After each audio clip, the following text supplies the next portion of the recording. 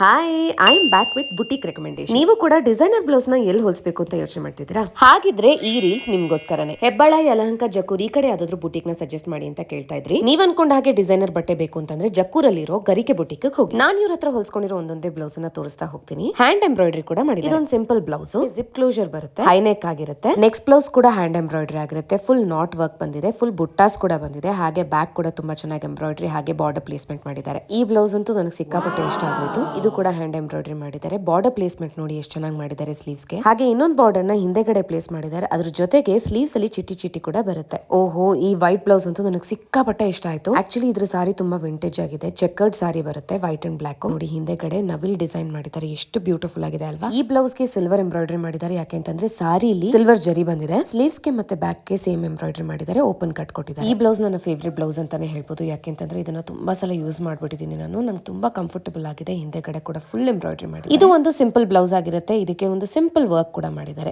ಹಾಗೆ ಇವರ ಪ್ರೈಸ್ ಕೂಡ ನಾಮಿನಲ್ ಆಗಿರುತ್ತೆ. ಇನ್ನೂ ಡೀಟೇಲ್ಸ್ ಬೇಕು ಅಂತಂದ್ರೆ ಇವರ ಪೇಜ್ ಅನ್ನ ಕೊಲಾಬರೇಟ್ ಮಾಡಿರ್ತೀನಿ, ಹೋಗಿ ಚೆಕ್ ಮಾಡಬಹುದು. Love you all, Tata.